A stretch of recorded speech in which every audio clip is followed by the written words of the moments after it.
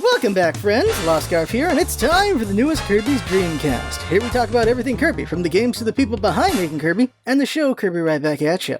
A main through line to the podcast will be the Kirby Right Back at ya anime, as it was 100 episodes, but in time we'll be going over every single Kirby game, and other things like eventually the Kirby Cafe, Train Poo Poo Poo, the summer line of Kirby. There's so much Kirby happening all the time, oh my god. New toys, new plushes, things like that. Whenever they come up, we'll talk about them for sure.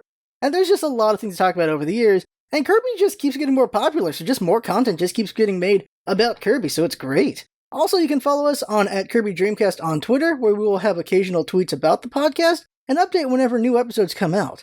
It'll mainly follow Kirby fan art accounts, and also official Kirby accounts as well, where we'll retweet the fan art and official tweets, so you know what's going on with Kirby right now, and just seeing cool art. You can currently find the podcast on YouTube, Podbean, iTunes, and Google Play Music. The main difference between YouTube and the other platforms is that we use visuals to enhance the podcast, but they shouldn't be required since this is a podcast. The idea behind this podcast is to tell you about everything that exists that is Kirby, and to give you did you know kind of information in things like the games and the anime. Now, 3 things to mention right now. 1, I'm going to start working on the next Kirby game, that's Kirby's Dreamcast. That's right, it's going to be a while to the next Kirby mainline game. They did a couple spin-offs first. And this one is mini golf with Kirby powers, and it's a really, really good game. Oh, wow, it is a good game. I can't wait to play it and talk about it. Number 2, I made a Kirby and My Hero Academia mashup video called Yusei Poyo. I'm pretty proud of it. The link to the video is in the description of this podcast for YouTube, so check that out. I think it's pretty good. And number 3, with this episode, it will have been officially 1 year since we started this podcast. So yay at us for keeping up. Now, some big news coming out of Japan right now is the newest Nendoroid Kirby. This time, it's the Yellow Beam Kirby. It'll be 4,444 yen in Japan, which is $42 US. Crunchyroll is selling them for $50 with shipping and taxing. It adds up to about $60. You can guess why I know that. It releases in October in the US through Crunchyroll, sooner of course if you just import from Japan. More news is that Train Kirby has returned. He'll have stands in places like Nagoya, and just wow, they have really upped what they're selling at these stands. They also have a Twitter called @KirbyTrain, so you can just follow them yourself if you want. It's pretty cool.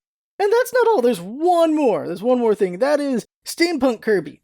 On the 9th of August, they revealed more about it. So it's called Dreamy Gear Kirby, and these figures are just too cute. Meta Knight looks really dapper. It looks like it'll be a gacha box set, though, so that's good luck at trying to get them all. Though people will probably sell the sets, but it'll probably be expensive. They're going to be 800 yen each for these boxes. One more thing about Dreamy Gear Kirby, Sene Boki is also making plushes of Kirby, Waddle Dee, and Meta Knight from Dreamy Gear, so you can pre-order them from Amazon Japan. I don't know how you can do that if you're in another country, but if anyone figures it out, let me know, because I'd like to order that stuff too. So let's talk about today's episode. Episode 22, Island of the Lost Warrior. Or the mouthful that is the Japanese title, Decisive Battle on the Lone Island. An old soldier never dies. So the episode starts with the kids enjoying their time in the ocean. Kirby is sitting in a smaller floaty donut kind of thing, while Tiff, Tuff, and the Lows are in a raft. Tuff catches a fish, and we see he's caught quite a few. Tiff starts cloud gazing, but then a storm comes. A big storm. Lots of dark clouds, lightning, and a tornado shows up. Tiff and Tuff paddle as hard as they can, but eventually everyone gets swallowed up in the tornado, and this really doesn't look good. They get sucked into it. That's not a good situation.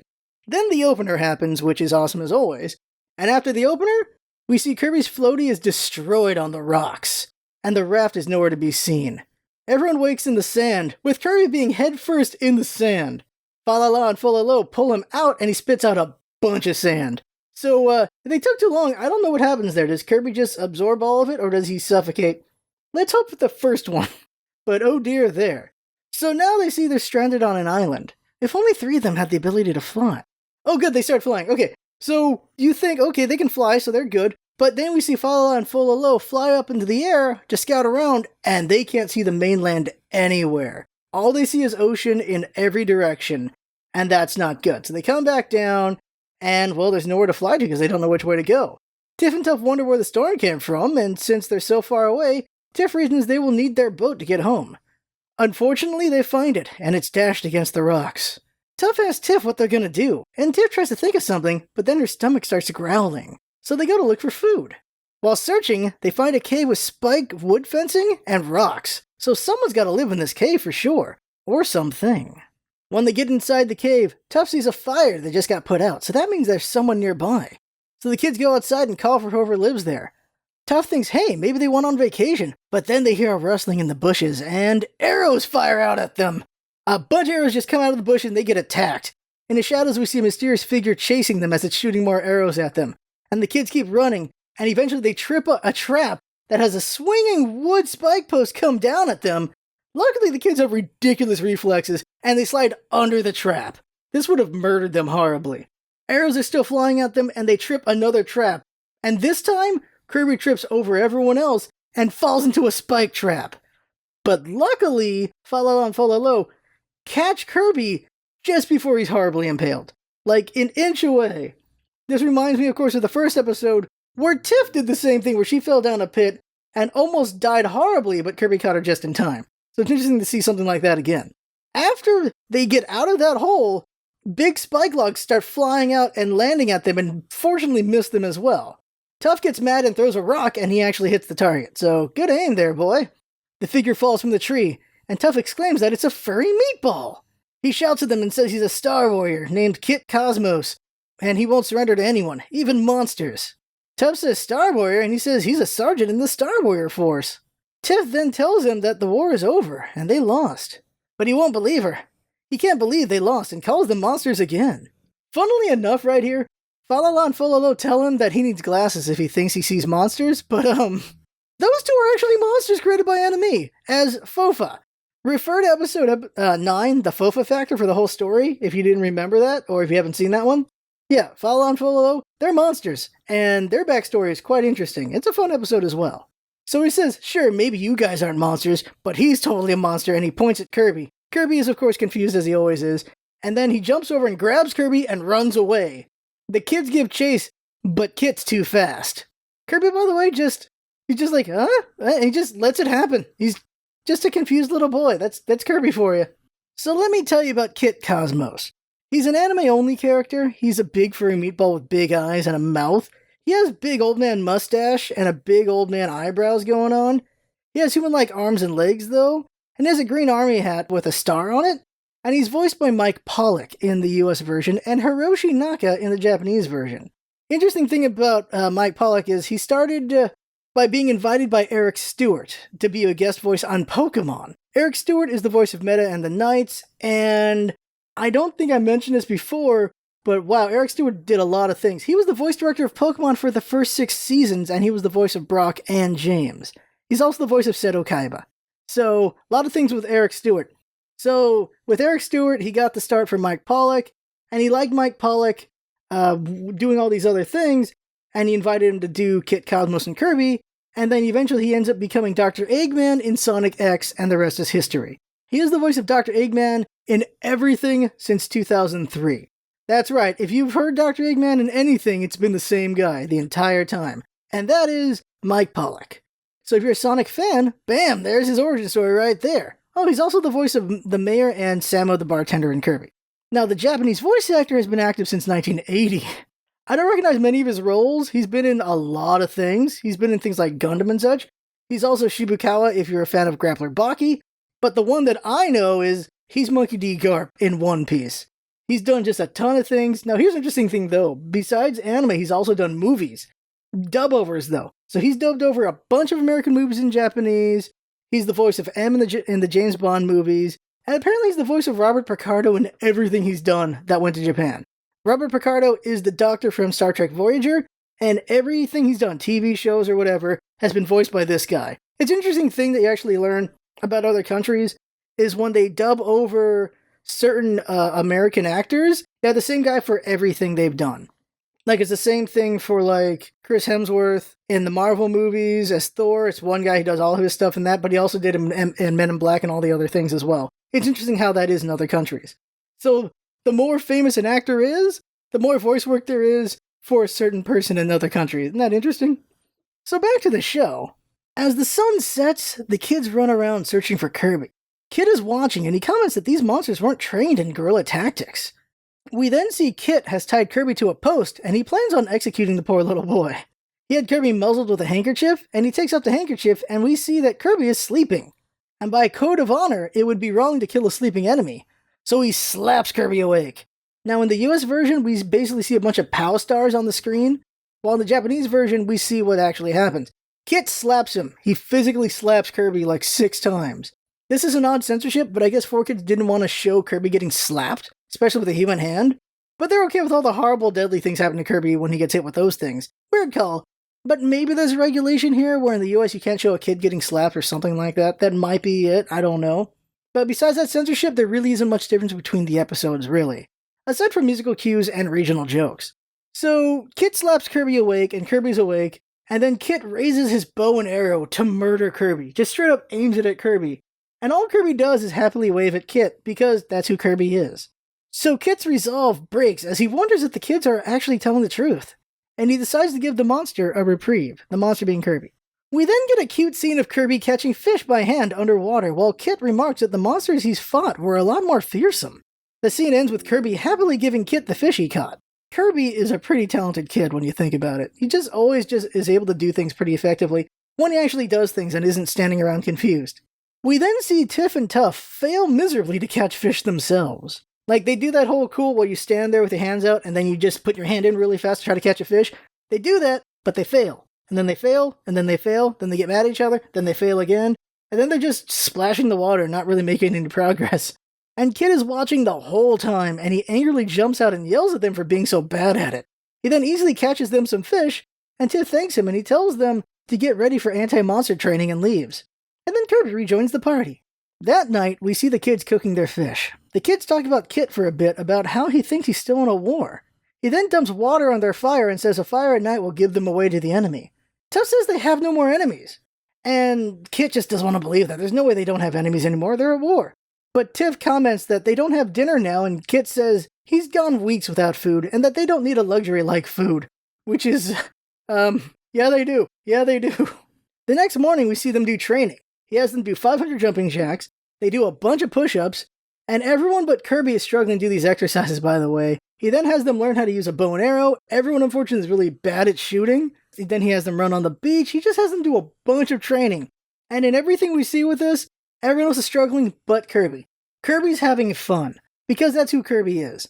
Kirby enjoys everything he does. No matter how hard the work is, no matter how strenuous the exercise is, Kirby has fun. And that's something to appreciate about Kirby. It's just a fun figure to see doing these things. Finally, after their first day of training, everyone's sleeping or eating. And Tiff tells Kid about the peace in Cappy Town. He can't believe people are allowed to play outside. But Tiff tells him the war is over, but he just won't let it go. The next day, he has Tuff climb up a tree, and he brings in a papaya. Kid wanted him to bring more than one papaya, because yeah, that's really weird to only bring one Tuff, what the heck. But Tuff isn't that smart when you think about it. So when Tuff learns he was supposed to get more, and he says it's his papaya and Kit won't give it back, he goes to attack Kit. And Kit easily trips Tuff because, well, Tuff can't handle Kit. He then sees Meta Knight's pocket knife that fell out of Tuff's pocket. To his amazement, Meta Knight gave it to Tuff after teaching the kids knife safety. He doesn't believe them because Meta Knight wouldn't go AWOL, but the kids persist that the war is over, so there's no AWOL to be had. He then sits and realizes the war must be over. I don't know how that's the one to do it. I guess because Meta Knight wouldn't just give his knife to anybody. So, and he wouldn't believe he'd go AWOL, so that's enough evidence for Kit that the war must be over. Because Meta Knight's got the time to teach kids knife safety, I suppose. So the kids say they'll build a raft and they can all go to Cappy Town and he can go see Meta Knight himself. And Kit's hopes raise. But then they hear a boat. To their surprise, it's King Dedede and Escargoon. They're looking for Kirby to take him out on this island. So no surprise there. As always, King Dedede's trying to kill Kirby, and there's an easier way to do it, and there's no one there to interfere as far as they know. Kit shows up with a sword and he says he sees the truth. The kids are spies who came to get his guard down. And King Dedede and Escargoon realize what's going on, and they start going, "Hey kids, thanks for the help." And this causes Kit to lose trust in the kids. He then challenges King Dedede to a duel because he figures he's the leader, and King Dedede accepts, and then he summons his monster, Tornadon, a tornado monster, which makes perfect sense with what happened. Now, Tornadon is a weird-looking anime-only monster. It's kind of like a snake. Like, it's a big old snake with just a big top half, and its head is basically the top half. It has 2 arms with spikes on its head, and the monster is like a teal on the body with a banded underbelly, so definitely like a snake monster, I guess. He has boat propellers on each arm for some reason, but he uses them to summon tornadoes. So, like, look at a boat engine. You know that propeller on there? That's what his arms have. He has just propellers on his arms to make the tornadoes. It looks silly, but it is what it is. Kit tries to fight the monster, but is easily defeated by its tornadoes. The kids come to Kit's aid, but he wants none from these traitors.